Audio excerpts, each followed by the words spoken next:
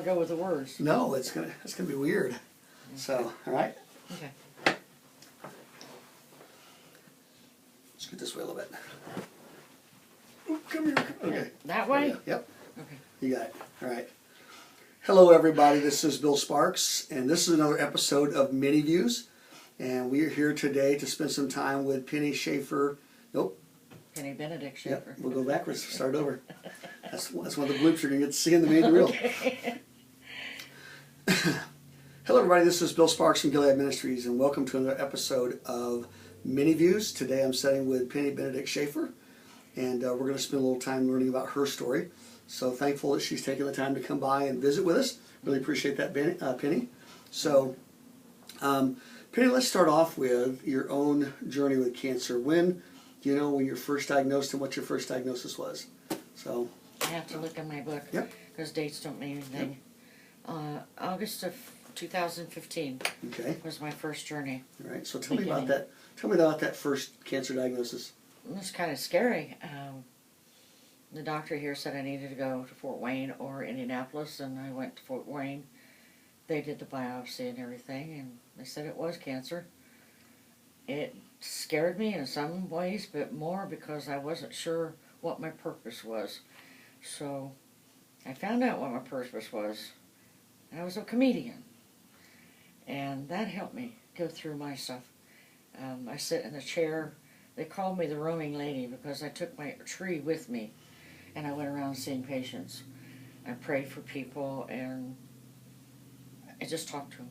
I made two very, very good friends while I was up there, and we meet occasionally, we talk. And but it was hard, a year. They call it the Red Death. Chemo, I think is what they called it. And I went through it, and now I got a friend who just went through it. And so that was my purpose this time, the second time around. So your second time around here, you feel like your purpose is what now, you said? Encouragement to people who have not been through this. And I have, and I know what they're talking about when they tell how they're feeling and what the drug felt like when it was going in and how they felt when they got home. And I feel like I'm now, a purpose is to encourage someone who's not had it before and they're going on the journey the first time. Okay, ready? And so this is not your first battle with cancer then. Mm-hmm. You were diagnosed 2 times, obviously, yourself. Right. But tell us about, even before your diagnosis, about your journey with cancer ahead of your own cancer diagnosis. My mom was diagnosed with breast cancer. We got through that fine. She was okay. Then the second one that hit really hard was when my husband got it. He was diagnosed in '99, in January. And that was a tough journey, but he was one tough bird. Died with such dignity. It was such an honor to be his wife. He got saved while he was going through the treatments. And so he died a Christian. Great. And so, you know, I know, he went through some horrid treatments. He never missed a day's work. He always went back to work after he got done with treatments. And I don't know how he did that because I was so sick on my first round. And he did it. He was strong. He was very strong. And I feel like that's my purpose now, is to be strong and listen. And you've got to be quiet. You've got to hear God when He talks. And your little messages you send, my goodness, it'll hit. Something's going on that particular day, and I may get it late. And it's odd how that happens. I'll get your message late, but it's right on time. So, you know, God's never late. He's always right on time. Yeah. So that works. So we talk about the messages, you're talking about what? The text messages incorrectly? That you send from Gilead, yes. Right. Cool. It's, I'm not kidding you. You do it such days that it just really hits home. So it's nice. It's encouraging when I get those. And I pick myself up, dust myself off, and I go on.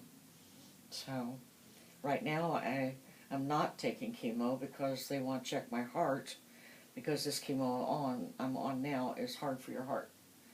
And they didn't like it when I said my heart beat a little bit too fast. Well, I've done that for years. I never thought anything about it. And now they want to check. So now I'm off chemo, and I have energy, boundless energy. I have cleaned house. I have wrapped Christmas presents. I've done everything. And it's, my friend, she keeps saying, where do you get your energy? And I said, God. He gets me on my butt and gets me going. I get up in the morning, and if I want to lay on the couch, he says no. And he gets me up and gets me going. So, if I didn't have him, I don't know where I'd be. I got him. I had him during Andy's. I had him during my mom's. I had him during my first treatments, and I've got him now. He's not left me behind. Always on time. That's a great part about that faith in Christ, is that you know He is with you each step of the way. Every day. I read my devotions every day. I read that Jesus Saves or Jesus Lives, whatever that one is. I read that every day, and it's a perpetual book. I've read it for 4 years now in a row, and every day something's going on that hits right on. So I don't know how he does it. One day he had me read the same devotion 3 days in a row, and I found out that was because my cousin. She passed away, but hers wasn't cancer. Hers was blood clots. But he had it right there, on time. And I just sit and cried because how do you know? And I went to the hospital and I talked to her. And nobody else would she respond to much ways anyway. I held her hand. She was unconscious. And I said, Rhonda, you know where you're going, right? And she just mumbled. So I knew she understood what I was saying. And then she died that night or the next day. So I was glad I went up there to see her on that one. But no, you're always on time. God's always on time. What have I got to worry about? I just keep going. Yep. It's scary sometimes. I won't say that it's not. I can lay in bed at night saying my prayers and asking for things, and it just all of a sudden it hits me. And I start crying. I get up out of bed, I go sit on the couch, I get myself together, and then I go back to bed and I'm fine. But he's there with me all the time. So we're actually going to release this coming Thanksgiving weekend. And so tell me, what are you thankful for in the middle of where you're at with your current diagnosis and journey? What are you most thankful for? First, God, Jesus Christ, my family, my husband, everything that he gives me every day. That's a blessing. Food to eat, a house to stay in, be warm. I have a wonderful great-granddaughter. Her and I grew up together, basically, since she was born, and we're just like two peas in a pod. We carry on something fierce together. And I don't think I could be thankful for anything more. This morning I sat and watched the clouds. They were beautiful, dark, rolling clouds flying with that wind. Thunderstorms, I love them. I sit outside of them, I could, without getting struck by lightning. But I am thankful for everything, really. Friends, family, all of it. I can't say enough. There's all things in the world I'm thankful for. So to finish off our time together then, what would you say to someone who just found out they've been diagnosed with cancer? What encouragement would you give them? Hang tough. Listen to God and listen to Jesus, because they will talk to you.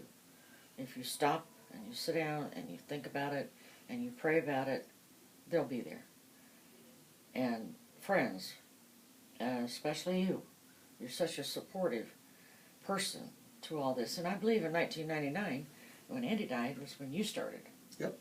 And walk in the Dallas, what do you want me to do, Penny? And the first thing I said is get rid of that bed. And before I came back for making the arrangements, it was gone. And so you have been there, always.